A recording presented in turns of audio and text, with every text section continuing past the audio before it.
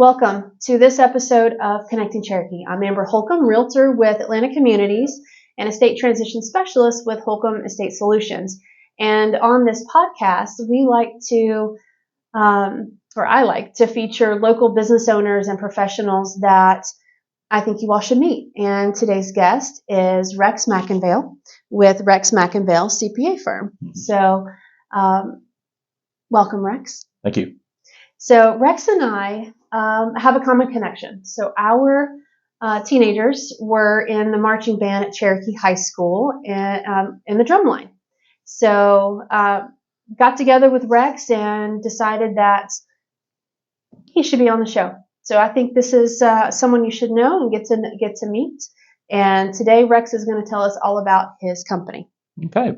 Thanks, Amber. I run a very small firm in downtown Canton. We're in the mill.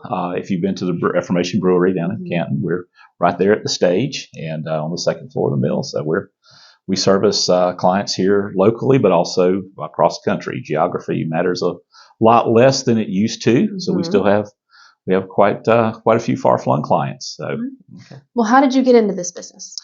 I have been doing this ever since I graduated from college. I have always been a CPA or on the way to it. I have worked 2 different times as a CFO for a company, and now this is my 3rd time in public accounting. So I always knew running my own firm was the ultimate goal, and that's where we are now. Well, it gives you the most control over how you service your clients, and that's a good thing to have. So what are the services that you offer? So we are primarily a tax firm, not necessarily by design, but that's what business owners ask about first. That tends to be what they care about the most, sometimes a little too much.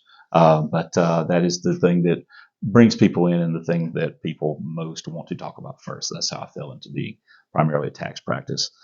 We also offer virtual or fractional CFO services for clients who want more forward-looking, more planning and projected type work. Okay. So, that's good to know.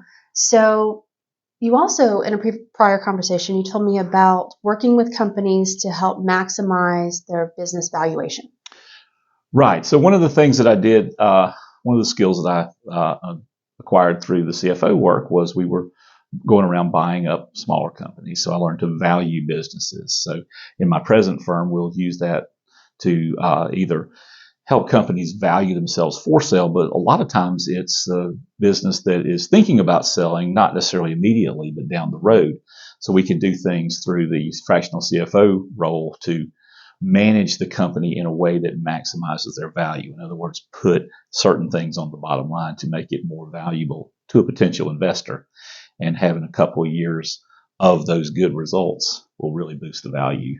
Right. And a lot of business owners, I imagine, are more working on just keeping the business going and trying to make as much profit as they can and really try to scale. But a lot of times they're not doing it in a way that makes the business sellable. Right. And these are small changes that you can make to, just something as simple as keeping more money in the business versus constantly spending money to expand. That's always a very good thing to do. Okay. Small change doesn't impact much, but it really boosts the value to a potential investor. Okay, so one of the things that we talked about before was that helps your business become more valuable as a sellable asset is your role as a business owner, how active in the business you are and how much of that business depends on your actions. That's right. A business that is primarily centered around an individual, we'll take mine, for example. I'm extremely involved in mine. So it's less valuable to a potential buyer because I don't come with the sale. If, however, you're working fewer hours in the business, if you have staff to do the work and the business is less dependent on the individual, it's much more sellable. And so there's a big difference between running a business, being a freelancer doing the work, and running a business doing the same thing. When you're scaling, you have staff and the business can run without you. It makes it much more valuable. Okay. All right. What do your clients like best about working with you? I really don't know. It's a question I would need to ask them. I think it probably has something to do with the fact that I'm the guy who picks up the phone every time they call. I always tell clients to not hesitate to send me a quick email with a question, pick up the phone, give me a call. I don't charge for short consultations like that. And I really want clients that are more involved, and hopefully they feel that connection. Well, I'm hearing more and more these days that having a CPA that is accessible is very important to them, because their business changes. It's not static and doesn't stay the same year over year. Things change, and they want to be able to talk to their accountant about those changes and talk about what strategies that they need to be thinking about to maximize their efficiency in their business. So being able to have that connection with you is going to be really is a good value. It's critical. We describe it as driving a car. We want to look out the windshield and see where the car is going. Doing tax returns, looking out the rearview mirror. We've already been there. We're better off doing the progressive stuff. Okay. So proactive. Yes. That's good.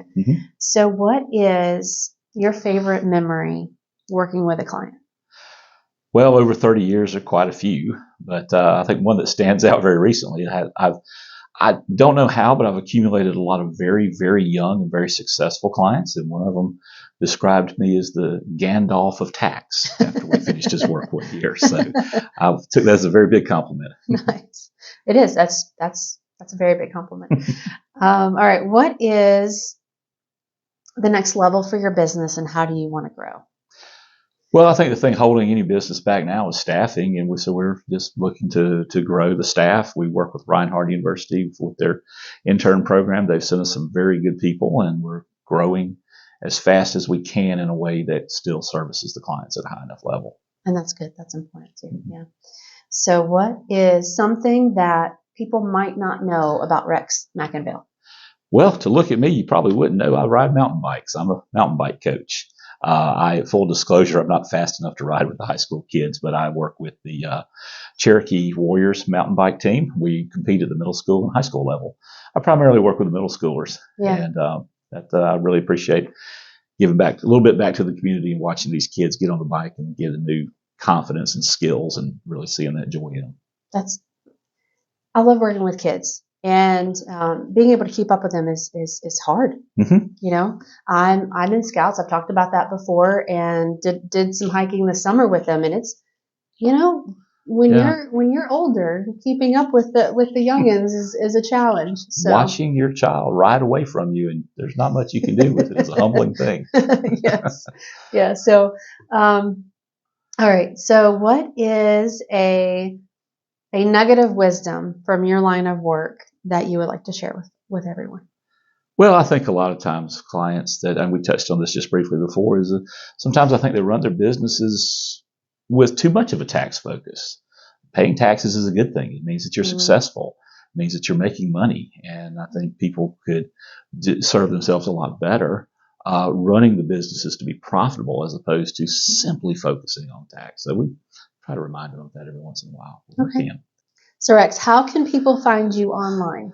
So my website is rgmcpa.com. I'm also on Facebook, Rex McInvale CPA, and by the same name on LinkedIn as well. All right. So if somebody's going to reach out to you on social media, what's the best way to contact you? Just through direct messages and say, hey, I got a question for you. Yeah. Well, we respond to any communication channels, be they social or phone calls or whatever. Message is probably the best. It gets our attention right away, gets us pinged, and we'll get back to you as quick as we can. Okay. All right. I will have all that information up on the website here at connectingcherokee.com. And that's it for today's interview with Rex McInvale. So thank you, everyone. Thank you, Rex. Thank you for having me. Yes. And if you have any questions for me about real estate or my estate transition services, please reach out. If you would like to be interviewed or featured on this website, please reach out. I'm happy to talk. So that's it for today. Thanks, and see you next time. Thanks.